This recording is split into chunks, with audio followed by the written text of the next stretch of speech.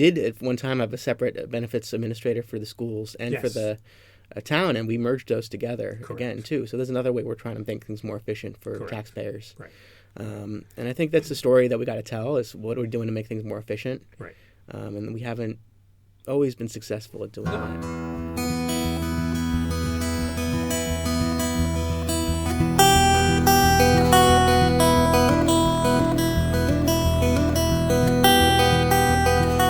Sherlock for Franklin Matters, Franklin Public Radio, available anywhere, anytime in your browser at WFPR.FM. Yes, in your browser. And in the local Franklin, Mass. FM radio dial. Yeah, the dial or maybe the knobs. You can preset to 102.9. That's the number. And it'll be ready for you anytime you need.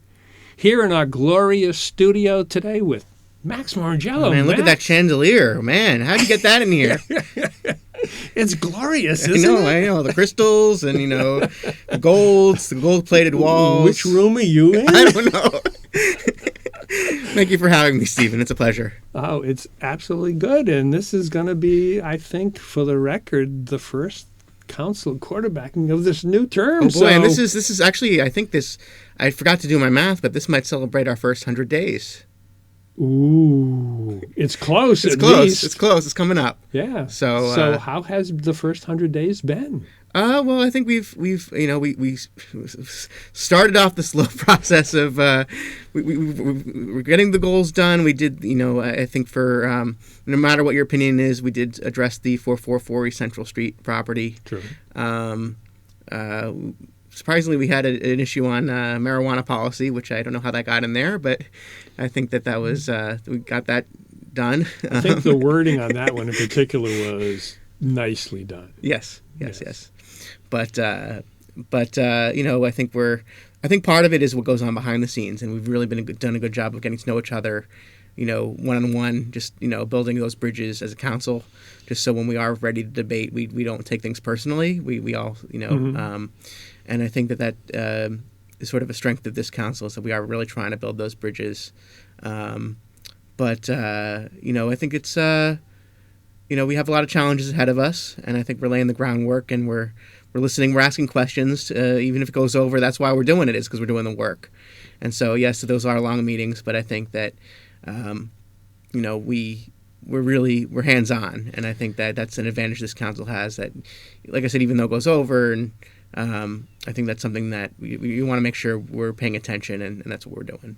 I would agree, and I've explained to others that clearly with 7 of the 9 new, you being one of those particularly, but anytime something comes up that's new, there's always going to be an additional explanation to make sure that you get kind of the content and the context. This is how it goes, and this is what you're going to do. Setting the stage legitimately, and granted, hopefully that those first times will gradually diminish as you go through the cycle. And clearly it's going to be a cycle. So the second year, you'll have gone through everything once, and now you'll be getting it the second time. And hopefully you remember, oh, yeah, we did that once upon a time. And the discussion then can proceed without having to go through the, in some cases, longer explanation to say, this is why you're doing it, this is what you got to do, et cetera, et cetera. Because it can be complex. I mean, you are conducting, on an oversight basis, oversighting the town business. Oh, and by the way, yeah, the school budget. I've had an oversight dollar amount, but school committee, school district does the rest of that. So it's a big role, absolutely. I think one of the questions is that some of the councilors have is right now we don't have the capacity for subcommittees, and whether or not having that first pass is going to sort of affect sort of the general meeting and our ability to sort of pre-screen some of the stuff that comes forward. I know some council is concerned about that. And then, there's not as much room for deliberation in the main meeting, so you can't really get that grounding.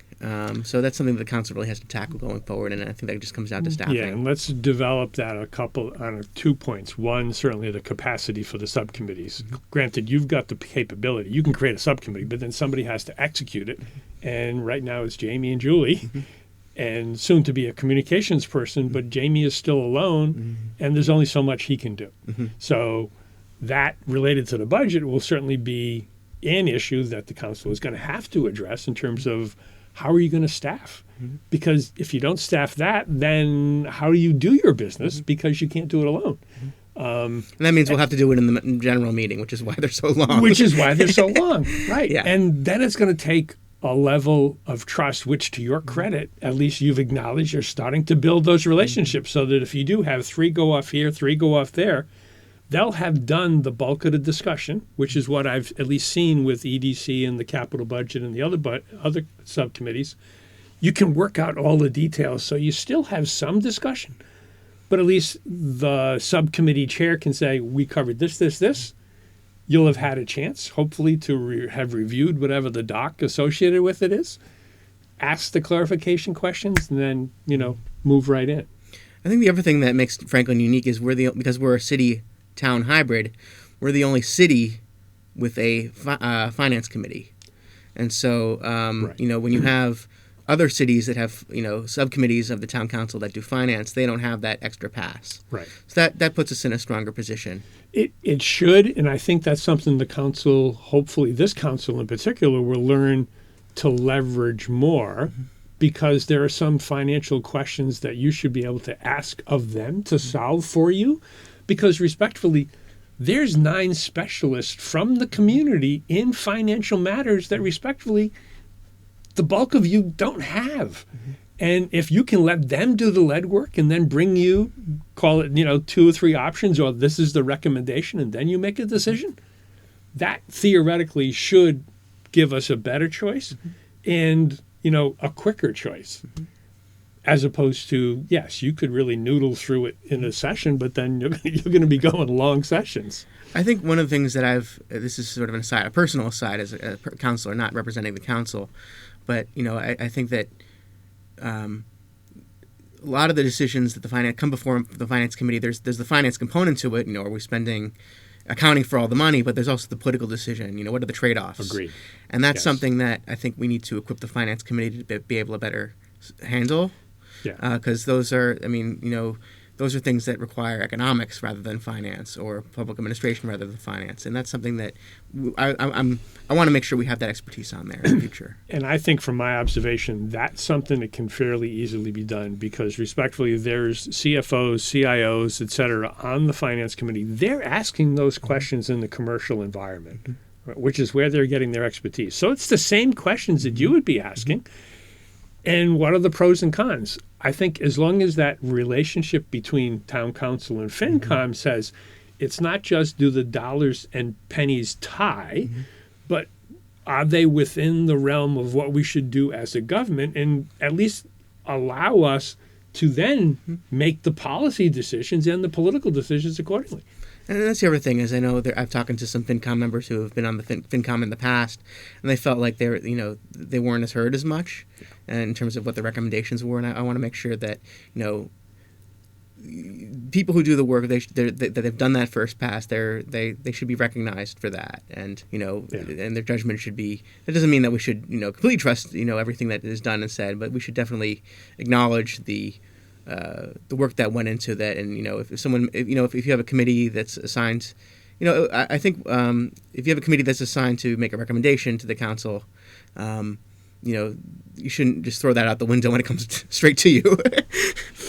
So I would concur. Yeah, I mean, you still have to use your judgment. You still have to look in the best interest of the town, but I think you have to give weight to that. So yeah, appropriate weight to that, and appropriate being what are they presenting to you? Okay, so generally it's kind of like a town administrator recommendation for this. They've said, okay, consider this, this, this, and then we concur and why, or we don't and why. And now you at least have it succinctly from the trusted sources, and then you can go from there.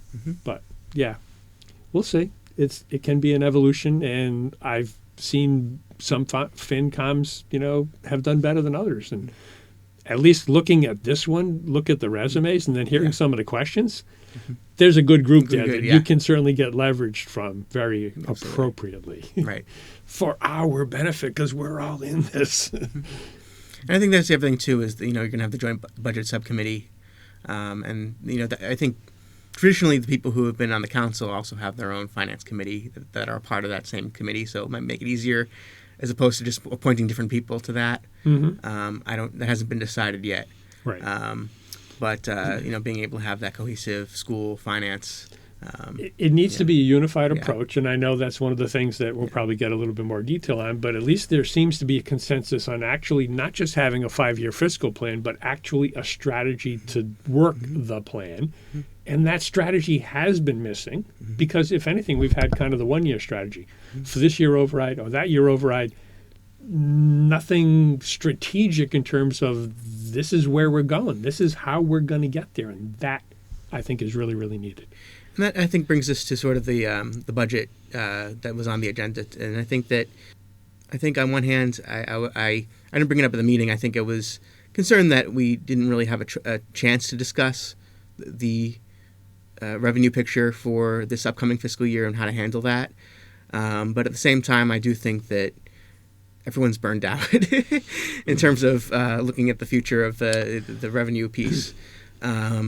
So I think that, looking at, the town administrator in his budget suggested using about $2 million or so of free cash, as well as I think an additional $100,000 or so of MECC stabilization money. MEC stabilization. I didn't get to ask about that at the meeting. Right. But we can cover that. Okay. I feel comfortable in answering that question. But there was some conversation at the meeting. There was some also about restoring some positions that were lost. Right. And I think it was the sense of the council that we made these decisions, they have to stick, and it doesn't make sense to hire someone and then have to let them go in 1 or 2 more years. So if we didn't do that, that would bring the budget, the free cash used down, $500,000 or so. Don't quote me on that. Yeah. So as I understand it's $2 million, but then it would bring it down to total of 4.5 free cash. 1.8 was part of the capital budget first pass tier 1 that was discussed last night. 2, so now we're at 3.8. 2 would be set aside to potentially balance the budget. Right. And then the leftover, which would be 0.5, 0.7, I'm trying to do the mental math, would be part of phase 2, right? Which in prior councils, prior capitals, they've always done kind of a first pass, especially in the years where the snow and ice was not fully in the budget, because they would always set aside money for snow and ice. And, if it was a $3 million, $3.5 million, they would go $1.5 million for capital first pass, leave the other $1 million for snow and ice, Brutus and the snow and ice and the storms, depending. Sometimes we would have then the second pass at $1 million. Sometimes we would have it at 500,000, right? And that's where, at least structurally for this first full document of the capital plan, it gives 6 years laid out, tier 1, 2, 3, and as Jamie indicated, they intend to get to 10 years laid out. So we'll always know what's coming. Because clearly, even on the DPW side, it's been referenced, whether it's 150, 220, hundreds of million that are works that need to be done. But realistically, 1, they can't all be done at the same time because 1, we don't have the funding. 2, we don't have the resources. Nor would it be possible. But they're all on the plate and they all need to get done. So bringing that concept to the table and then having it on a regular basis, that makes sense. Yeah. I think that having a plan in general, I think the theme of the night is we need a plan. Yes. I think I used that in your intro, Stephen. But I think the other thing is, in terms of, I guess the question is going forward for the town council, we'll probably see in May or June, is, do we hire back those additional positions? And I think that some of the positions were police, the 2 community service, community SROs, as well as the DPW staff. Was it staff or? I think it was more funding materials related because DPW is unique to the extent that, while most of the departments are 80% personnel, 20% expenses, they're the other way. It's more 60% stuff. road material, hardware, et cetera, and then the people are still a key part of it. But and I think to Brutus, who spoke at the meeting, said this is going to result in deferred maintenance, and that's going to cost you later down the road. And I definitely agree with that. I think ultimately we need revenue to make that work. And so I think the long game is to focus on how do we do that. So if we go back to one of the points you mentioned earlier where you didn't get a chance to look at the revenue side to question some of the assumptions, et cetera, or at least understand more of the assumptions. If you recall, Jamie did that in, the second meeting in November, first meeting in December. So to his mind, he just did it. And this was kind of a refresh of the numbers, but not necessarily the approach. I was disappointed because I thought, especially since the group respectfully is new, a second time through that would have made a whole lot more sense to say, this is the picture, this is what we're building upon in order to do things. So that's where the $2 million comes in. The MEC stabilization, if you may recall, but I think it was 3, 4, maybe even 5 years ago. I'm losing track of time that way, but I think it was Millis and Medway came into the MEC. So it had been 4 initially, then 2 got added. There was a state grant that allowed that to happen. And as a result, we did not have to pay the same amount. What we did, because at some point in time we were going to be paying more, they used the money to put away into the stabilization fund so that as the grant went away, we could dip from that to bring back in. It's my understanding this may be like the last pot to bring back in, which is it still grant funded, or is there still grant? It was a grant for X number of years, so that's expired. Okay. And so there's no need for the stabilization fund anymore because there's no not grant. At this point, no. Okay. And as Jamie mentioned, I think potentially in some 2-3 years, whatever, another merger with Foxborough and some other communities will make the MEC an even larger organization, bringing us greater efficiencies. But that's still down the road. Whether there's going to be grants with that or not, TBD. Yeah, and this is a little wonky part. I looked up. I believe this is correct. So if you draw from the regular stabilization fund, you need a 2/3 vote. Correct. So that, if we were to do that, you would need a bigger percentage of the council on board to pass the budget. Correct. You would need 6 at all times. The MEC stabilization fund is only a majority. So you don't have to worry about any political complications from that. And while we have, I think it's 6 or 8 stabilization accounts for specific, like the turf fields, the fire truck, etc. Some of them are set like the MEC, so it's easier to move in and move out. The stormwater, I think, will be another one because clearly, as Brutus mentioned, we're now, 100 over the budget, and we still potentially have some more storms coming. So, we're going to use that to balance this year's budget. Yeah. As opposed to going to the real quick rainy day fund, that does require 2/3 vote to both put in as well as take out. I think the other sense, I got from the staff is that they really just want some certainty. And it's really hard on them to have this uncertainty about are there going to be cuts or they're not going to be cuts. I tried to... I kind of wung it and made a motion to try to see if we could get some clarity, and that didn't even get a second. But it was kind of not very clear. I think it really was too early. So I appreciated the intent. Yeah. But given that this wasn't even the full budget, this was just the preliminary fiscal plan. Right. He's coming back in March with the budget. From then, clearly through FinCom in April, and then you'll get your line-by-line review opportunity in May. Then between now and then, those discussions can be had for sure. And to be clear, there is still the possibility that cuts are on the table. It's not ruled out. It's up to the council. I'm not opposed. I think on one hand we need to make sure we're fiscally responsible, but on the other hand, I think we need to make sure we have some stability for our staff. And they've been put through the ringer, and I think that we've got to find a fine balance for that. And then the ultimate question is that if we do that, that's going to be hinging on this is a temporary stopgap. We're going to need a revenue solution to fix it, and that's really putting all our eggs in one basket to be able to do that. Yeah, and I think that's where, from at least in my observation, and Jamie referenced it as well in the doc, he's given you the free cash history. And generally it's in that 3, 5, 4 range generally.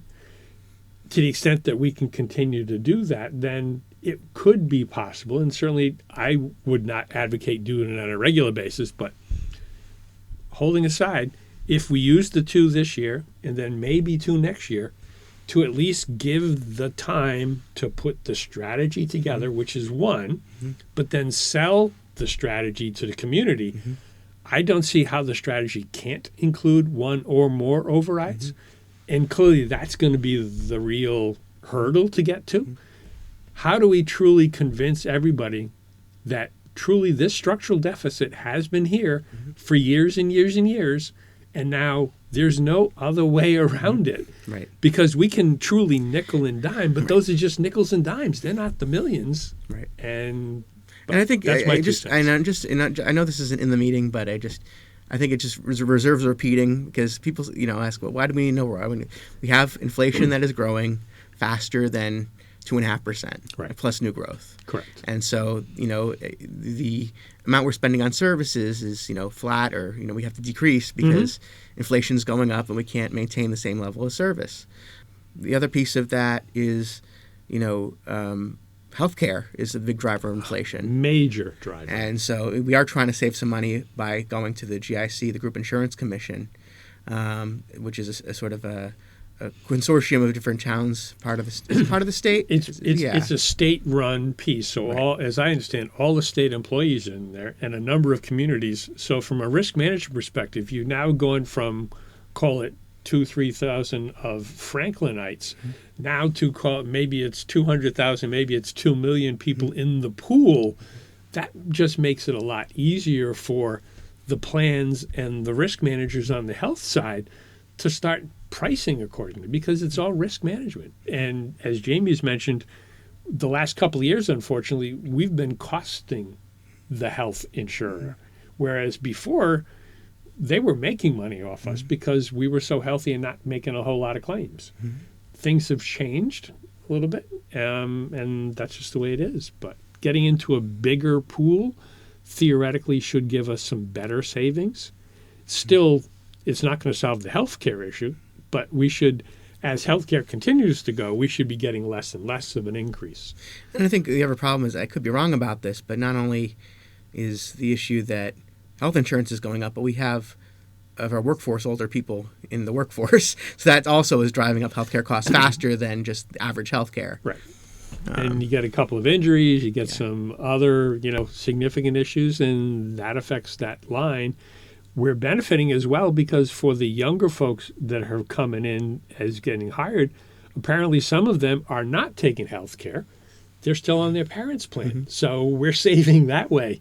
Although from a risk perspective, it'd be better for them to be in the pool because then they could offset it. So, I mean, there's pros and cons on all sides. Right.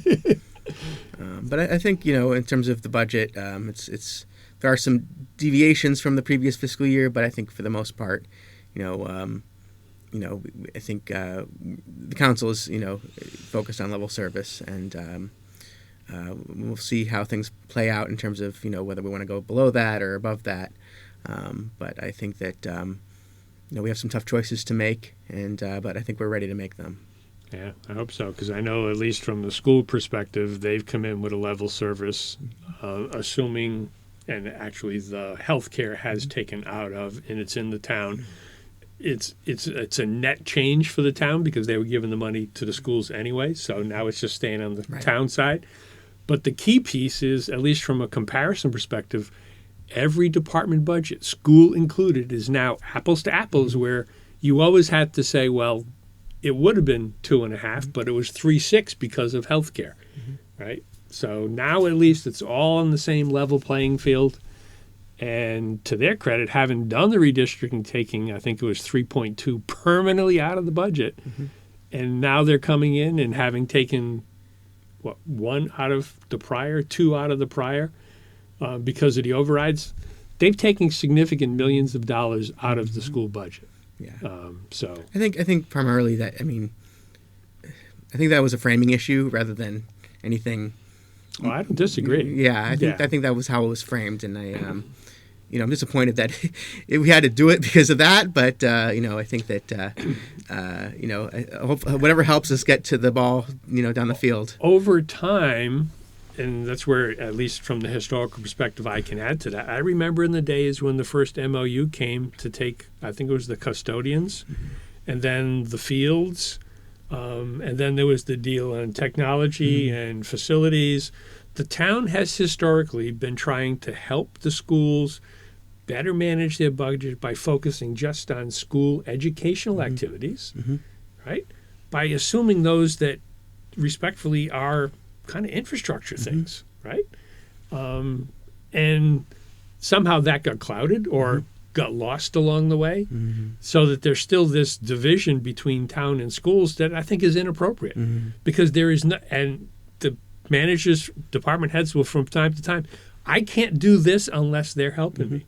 The interrelationship is there. And to your point, when I walked into the room, I saw Superintendent Jaguar sitting with all the other department heads. Yes. Are you having a cabinet meeting over here? What's going on over here? And they were really, jiving. So I think that, the superintendent talked about how they're and the other departments said they're really trying to move forward and build bridges with each other, just like the council's trying to build bridges with them, the councilors. And I think that's really important. And I think, there might be some bumps in the road, but I'm hopeful that it'll continue. Yeah, because respectfully, and I think Rowan stepped up from historical as our archivist, and she's one in a department that, granted, in the grand scheme of things, is, okay, how much critical is it to the daily work?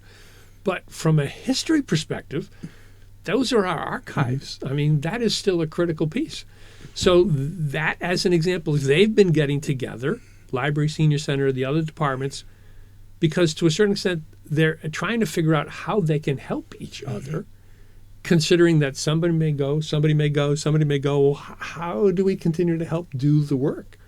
There's a lot of things, and I think, unfortunately, even when the finance and HR reorg happened in, if I recall, late 24, because of other current events, the presentation to FinCom and Council got skipped.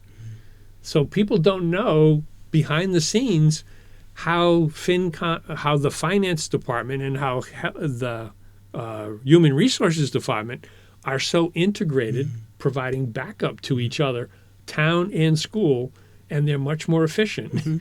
Because of that, and oh, by the way, saved money because of that. Well, now I think we just had recently we did at one time have a separate benefits administrator for the schools and for the town, and we merged those together again too. So there's another way we're trying to make things more efficient for taxpayers. Right.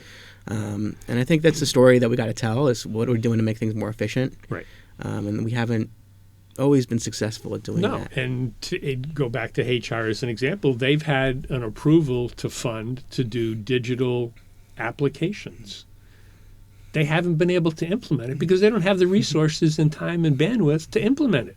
And yet, in a digital day, anybody going elsewhere applies their applications through Indeed, LinkedIn, boom, boom, boom, whatever. It's all digital. Paper to Franklin.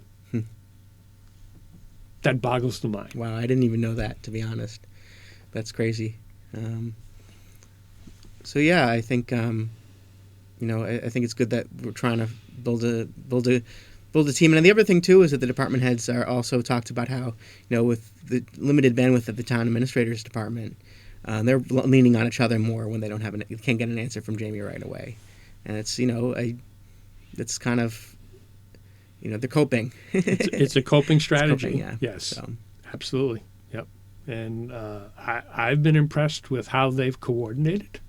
And let's hope that we don't lose some of the people who have some of that, institutional knowledge, because that's another risk, right? The smaller you get, the risk is higher for some certain people to leave, because there goes that institutional knowledge. That was one of the problems with the whole instance at the school with the sewage overflow. Correct. Was the person who knew how to fix that was gone. And, look what happened. So that's the risk of cutting, So it takes longer to figure it out. Yeah. So should we move on to capital? Might as well. Yes. Because they are somewhat related. There's two Yes. budgets, operational and capital. I think the big thing was the thing we heard a lot from the council was, myself included, was there's certain things on the capital budget that we're asking for that recur every year. Correct. Like the big one we hear about was Chromebooks, but one of the things that I mentioned was there's also the police vehicles. Absolutely. Every year, same thing, same request. We got police armor, tasers every year. Right. And that should be in the operating budget too. And to the chief's point, I guess a previous town administrator shifted that from the operating budget to the capital budget as sort of a budget gimmick. And that really hurt us in the long run. And I think that's the key, going back to, we've had this structural issue for years, and there have been different strategies. We talked about the consolidation of custodians and facilities, et cetera, into town from schools.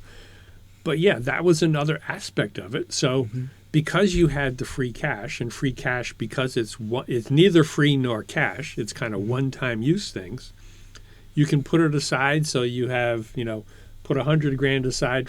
In 10 years, you get $1 million to get a new fire truck. Clearly, the prices have gone up considerably, but that was the intent. Put $100,000 aside, and then in 10 years, you get $1 million towards the new turf fields. That's the intent. But so using that kind of concept,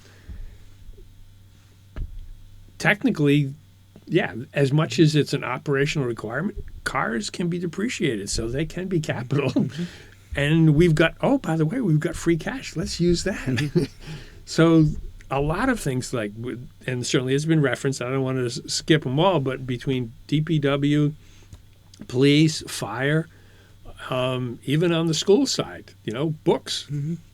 Now Chromebooks, because they're digital as opposed to hard copy paperback or paperbacks, are coming out of capital, because that at least is an available fund for something. You buy it this year and it'll last 4 or 5.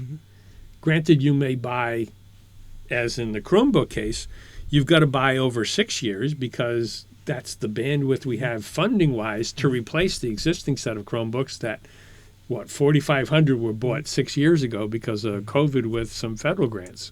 And you got to chip away at it, but at some point in time, they still need to be gotten. And how do you do that? And if you don't have room in the ops, right, free cash. In my position, and I tried to get this across, it didn't go so well. But I think ultimately when we develop that plan for, what do we do about the town going forward, that should be part of the mix. I don't disagree. The council didn't quite understand where I was coming from. I did make a motion to try to say, hey, let's look at this, and I didn't want to make it. I don't think we want to talk about elections and that kind of stuff yet, but I do think that it should be part of the discussion. And I don't think, even though we voted it down, I don't think it should be. It doesn't mean it's not going to happen. I think it still should be part of the mix in terms of what we talk about in terms of when we're looking to fund the budget. I don't just want to keep treading water. Right. I want to be able to chip away at some of these issues. There needs to be some action on that strategic plan, because clearly the core needs to be a representative. So at least at the joint budget subcommittee, so now you get school, FinCom, and some town council representatives, put their heads together, come up with something that is respectfully, it's going to be a straw man, and it's going to have to go back to at least those 3 bodies, and then get noodled and played with and modified potentially, and we're going to need to tell a story that how and my back in a napkin math, you've got hold harmless. You've got a number of DPW projects that are regular ones. So aside from the water tower, aside from some of the other bigger ones, which theoretically, at least for me, those could get bonded. Road repair, right? We only get the Chapter 90. Put $1 million in. We had tried that $1.5 million in 2014. The voters said no. Right. So pull these together to make up some number. That's going to we've got to solve our structural deficit with some number. I don't know what that number is. There's going to be a it's not even that number. I mean, the problem is even if you do get eventually that number will still be affected by inflation. I in the don't long disagree. run. Right. So even if you have a bigger number, eventually that's going to get eroded too. Right. So ultimately, some people in the community have said you have to have a culture around revenue, and that it's that this is something that has to be discussed regularly, and that's not going to go away. Right. It's not going to be a one-time fix ever. Unfortunately. No, and that's where, if anything, any next strategy, any next override plan needs to be for kind of multiple, because it's not going to be a one and done. There's no way. I mean, historically, we've had the trouble because we haven't been able to get others along the way. We had the one, and that was it. Well, I remember specifically in 2007 when I was in school, a group on Facebook, before Facebook was really a thing, got together, and there was people, teachers and parents and other people in town, and they got it passed in 2007. Correct. That was 2008 happened. It's like, we just had an override. Why do you need another one? It had been the plan to do multiple at the time, and people wouldn't buy it. Yeah. So I think we need to find a way around that, going forward. If that's the plan. I'm not. That we need to tell the story better than the story's been told. Right. Yeah. But in terms of capital, I think there was also a motion on the table to. There was two different things. I guess there was the Chromebook issue, and to be honest, I think that personally, I'm not speaking for the council, but when I was in school, we didn't use Chromebooks, but at the same time, you had to wait. You had to take turns using the computer because there's only one big desktop computer or computer lab, and it was really not efficient. No. And so now prices have come down. It's more efficient. I think there's evidence that shows that people who have internet access, there's some people who still don't have internet access. They do a lot better in terms of mobility and economic success compared to people who don't have internet. Right. There's another whole separate non-financial discussion around screen time. Right. Yes, that's a whole other thing. They're gonna have screen time anyway, but but there's also management tools they have to make sure that people are paying attention and that kind of thing as well, at least in the middle school. And I think that, people who haven't had that experience in school, like, well, what do you need these for? And I think that this is something that is part of the times of how you learn, and I think that's something that's necessary. And I think the other thing is, if you got rid of Chromebooks, you'd have inequity because you'd have some grades and some people who have them and some people who don't. Right. And then you're required to have them anyway. You're required to have at least enough on hand to administer the MCAS. Great. So it's already, and so the other option is some of the councilors were considering, this is another thing around safety around certain cameras that were put up around the school and replacing those. Right. And, personally, it'd be nice to have those cameras, but the superintendent didn't put it in tier 1. He didn't think it was as big a priority as the Chromebooks. I think, the town administrator gave a big speech about how we are very safe. We live in the safest part of the country. Crime rates have gone down. I think there was a reaction to some of the recent school shooting. Unfortunately, that is a common item, Right. far too common. Right. But I think, from my observational perspective, the word safety was more of a trigger point, no pun intended, because it was really a strategy that clearly a couple of years ago there was other significant steps to finish out all the cameras, to finish out the doorways, etc. Now there's some that need to be replaced on a regular basis. That's part of what the capital does. So you get tasers, they go for 5 years, you replace some each year, and then in 5 years you start the cycle over again. That was similar, as I understood it, for the cameras. And oh, by the way, related to that, the cameras send their video to a server, and the server needs to be replaced as well. So that's where the expense was. And respectfully, the schools said, we can wait potentially either maybe for June for the second pass or next year. But the sixth graders starting in September need a Chromebook because, oh, by the way, when they come in, that's going to be their book for 6 years. Right. And I think there was also a concern from Superintendent DeGear that there's been a lot of work done to build those bridges between the schools and the town, and that this sort of Chromebook issue was being used as a wedge issue to kind of divide us again. And I think that, I personally didn't get that from the comments, but I do feel like that, you know, I think that he felt strong enough to believe that it was an issue, and I think that we got to be careful about how we frame things going forward. I wholeheartedly agree, because you referenced my comment in the beginning, and I had hope, and I was squirming in my seat during those discussions, and I was losing hope as it was going. So, phrasings and the trustworthiness of the information. So if somebody can't trust the superintendent and the technology director, these are our priorities, we have a problem. I think, I think we do have to vet things, but I don't think that means we should, you know, completely disrespect their opinions either. And phrase it such that it would be interpreted that way. Right. Yeah. Right. I think that, you know, I think, I think we got to be positive, and you know, I haven't lost hope as much as you maybe. I'm still hopeful. Got to have hope. I get up every day, so I have hope. Okay. You've got to have hope.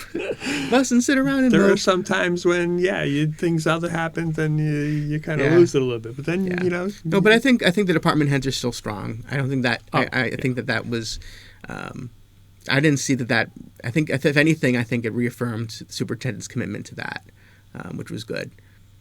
So I think, so there was that. I think, you know, at the end of the day, I think everything on the Tier 1 ended up getting approved. Yes. Which was good. Plus the you know, I think this we've talked so much about the budget, we forgot that we had a liquor license approved for Shaw's. A minor detail, but a technical detail. Oh, yes. That's technical. one of the things that you get to do from an ABCC perspective periodically. Yes. So because you are the license holder. Yes. But I won't belabor that. And then we also had a veterans donation, which was great. Thank you to the family who donated that as well. That was very kind. Yeah. And we also, this is the first time we had our new system for putting counselor comments after citizens' comments. Right. And so we'll see if there's a little bit more response, a little bit. So we'll see how that works. I think, of course, you know, we're talking about the time limit for 10 p.m. or 4 hours. And, you know, we did waive that. I think, you know, if things were going to go to... We were expecting things to go a lot longer. It probably wouldn't have been waived. You might have adjusted the agenda in that case. Yeah. Right. Yeah. The school committee has done something similar. Yeah. They don't have a time limit, but in spirit of time management, they've adjusted the thing from time to time. Right. So, I mean, it's a thing to do. And, you know, you've got business to do, and you have to do it, and you've got limited time to do so. Right. So, yeah. Yeah, and I think, you know, it's not just the council's time, but the staff of all the staff of stay and everything as well. And then realistically, it's just human nature. Yeah. By the day gets longer, you're not going to be making as great a decision the longer the day gets. Yeah. So, do you remember, was there anything in the town administrator's report other than the budget? The key piece I took away from that was the press release that was coming out, and I did get a receipt of that today, so it'll be in Franklin Matters tomorrow. But the news that ISO New England changed our municipal aggregation rate. So while we were at 13.9 at the standard level, now it's going to be 15 per kilowatt hour. So we're still better than the standard national grid rate. It's still municipal aggregation. We still get all the benefits. There's a minor change as well. So if somebody did select kind of the greener option, I don't have that piece memorized. That was a slightly higher one. So there's always a premium to that. There's always a premium to that. That also went up. I just don't have that in front of me. But the press release did come out this afternoon.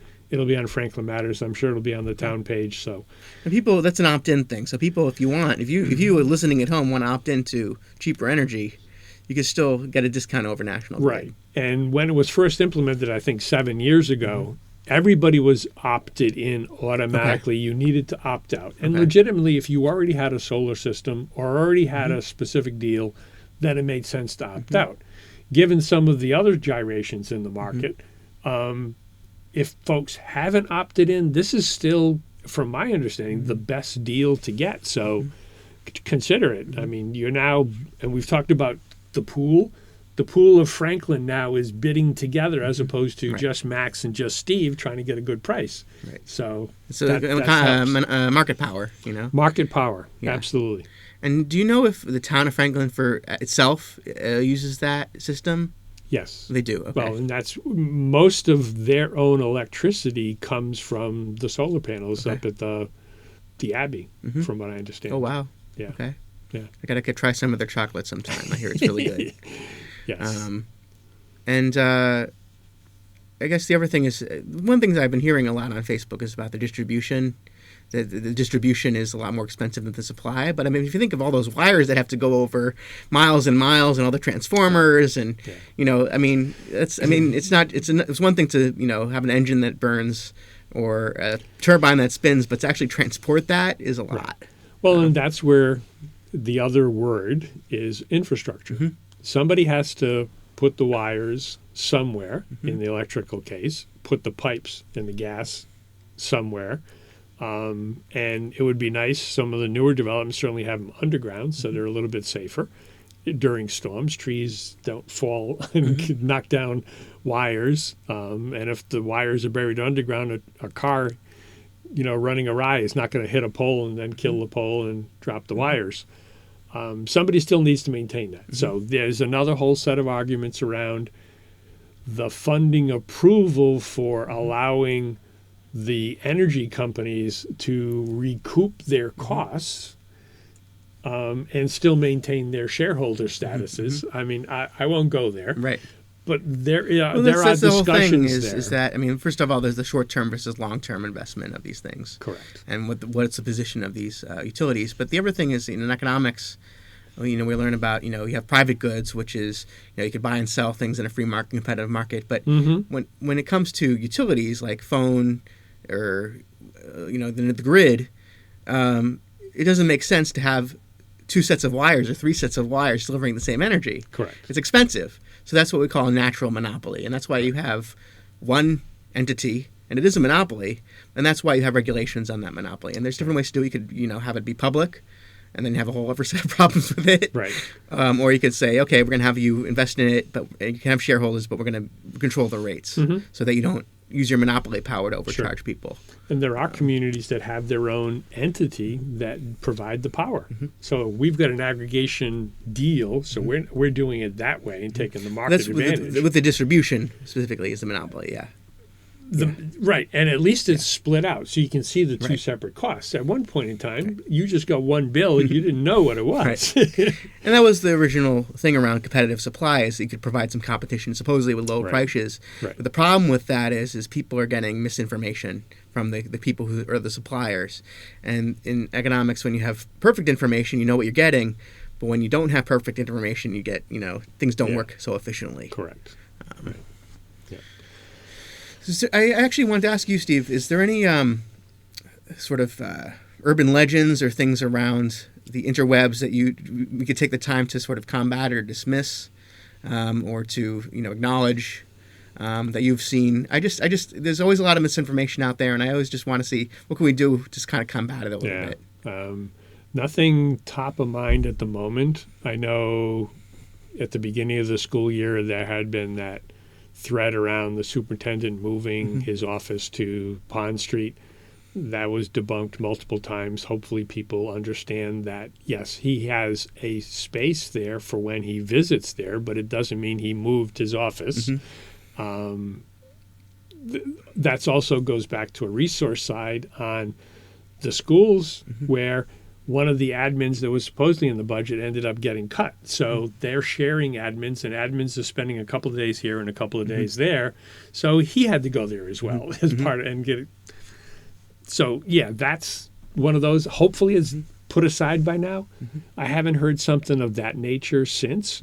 The biggest issue, I think, still out there is simply trusting the numbers and understanding the story and accepting that we're behind the 8 ball and we need to do something. And certainly we've already spent time on what we need to do. But people are going to have to listen to the story once it's told with the official numbers, whatever that strategy is, and start trusting it, because that lack of trust is going to hurt us. Trust isn't something that's an automatic. It's something that's earned. It is And so earned over time. yes, It can get yes, lost in yes, seconds, yes. but it builds Right. over time to get it. So I think that we, as a council, as an administration, as a school committee, as all of us have to show that we're doing the work. We're trying to do the best we can. We're trying to be most efficient we can, given the resources that we have.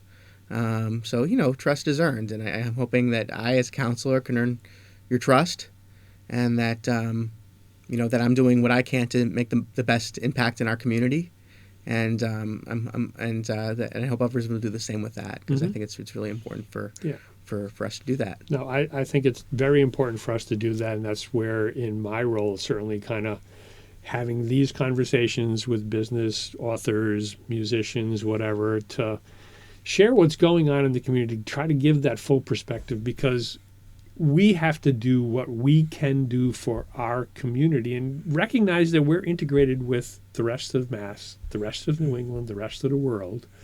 And there are other things that are happening that, as scary as they are, don't fortunately affect us directly today. But we still need to be aware of them, because if they come, we're going to be in trouble too. Well, one thing that we didn't talk about was the budget numbers from the governor's office, the cherry sheets. Right.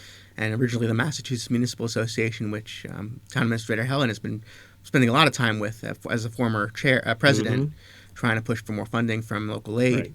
Right. We were hoping to get a lot more funding. We got more than last year. That's the early return. Apparently is that, yes, there's more than last year. There's some use of the fair share funds, but still not to the level that would help a number of the communities address the issues, because we're not alone in addressing issues. And I think one of the things, this might make me unpopular, but originally state aid, especially education aid, was meant to be sort of an equalizer. You have the districts that can't afford to pay property taxes and can't afford to fund their education system, and then you have the districts that are wealthy and can. And it was meant to level the playing field. And I think that gets lost sometimes when we talk we need more state aid. Right. Well, we in terms of our EQV, or equity, or the amount of property we have, our wealth as a town, we do have the ability to fund our school system, but we don't do it. No. So I think that when we talk about state aid, and we should get more state aid, well, it'd be nice to get more state aid, but in terms of I feel I would like to get more state aid, but in terms of those towns that are really struggling, they also probably should get some aid too. Yeah, that's going to be part of the valid discussion going forward, because, oh, by the way, Horace Mann was born here. He was the first superintendent of schools for the state of Massachusetts. And, oh, by the way, education is in the Constitution, which is why the lawsuit, I think in 90, 91, 92, resulted in Chapter 70 to try and provide that equitable portioning. And I'll phrase it that way because they've also revised it, and certainly since 2010, 12, when hold harmless as a concept came, because after having gone through and benefited from our high growth and getting more and more, the formula changed, and oh, by the way, they should have taken away currently 14 million that we should be putting in ourselves. Right. That's the hold harmless. Right. There's a relook at that in the in DESE, which may result in legislation. Who knows?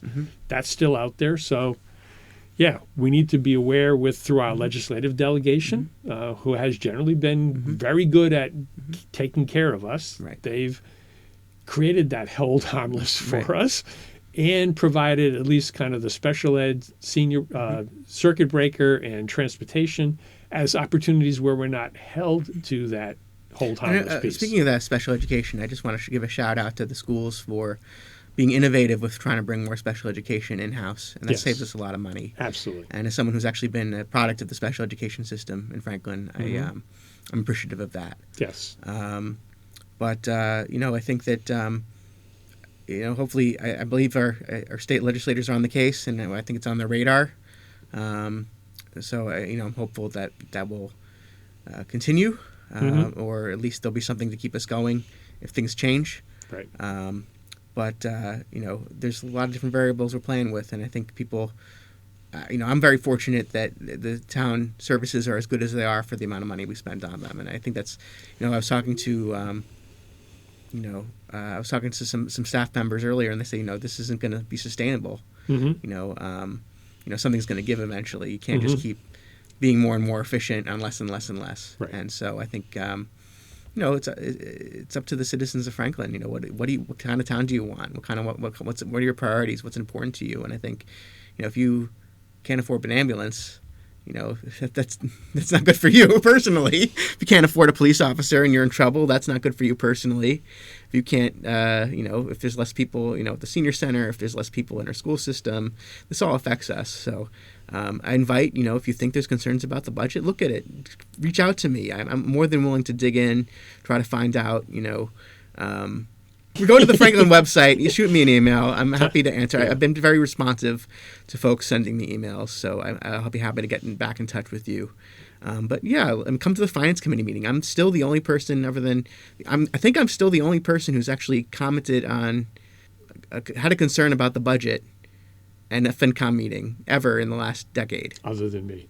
Other than you. Other than you, Steve. George doesn't count other than me the there. press. He doesn't count me being there. And actually, one of the issues that I brought up was the Chromebooks, and I switched on that because Sure. I listened to what they had to say, and I think there might have been another tech issue as well. I think it was the cell phones, which I was concerned about, and Right. they talked about it, they addressed it, and come to a FinCom meeting because all the stuff's right there, and it's budget season's coming up. So if you really want to get in the weeds, find the waste. I should eventually I want to have a challenge. I wish I could award money to whoever finds whoever have a waste in the buy him a coffee or buy something. him a coffee. That's about what you can afford, perhaps. Yeah. Yeah. But it'll be please, like I said, it's going to be budget's very tight, and like I said, it would be helpful. I mean, I'm not just challenging you to, I'm challenging people to challenge them. And if there's something there, we gotta fix it. So Yeah, agreed. So Yeah, no, and I think there is so much to be grateful for. But yeah, we do have our challenges, and we do need to get through this together via civil discourse. That's about the only way we're going to put our heads together, and the power of the heads can come out and make us a winner going forward. So that's my hope. Okay. Was there any other questions you had for me, or are you all set? Yeah, I think we've certainly spent more than just the recap of last night, Okay. but I think it was appropriate. Okay. It was your first time here, given the Yeah. new role in Yeah. council. So I hope you have me back. I'm open to do that. I'm open to do that. And other councilors, I mean, this is council quarterbacking, but Okay. there's more than one quarterback Okay. at a time. No, but there's more than one quarterback opportunity. So, Okay. yes. Well, thank you for doing this. And to the listeners, thank you for listening. And a quick reminder, we do this because Franklin matters. We are now producing this in collaboration with Franklin TV and Franklin Public Radio. This podcast is my public service effort for Franklin, but we can't do it alone. We can always use your help. How can you help? If you can use the information that you find here, please tell your friends and neighbors. If you don't like something here, please let me know. Through this feedback loop, we can continue to make improvements. And I thank you for listening. For additional information, please visit franklinmatters.org. If you have questions or comments, you can reach me directly at suresteve@gmail.com. The music for the intro and exit was provided by Michael Clark and the group East of Shirley. The piece is titled Ernesto Mañana, copyright Michael Clark and Tintype Tunes in 2008, and used with their permission. I hope you enjoy. By the way, you can also subscribe and listen to Franklin Matters Radio on your favorite podcast app. Search in podcasts for Franklin Matters.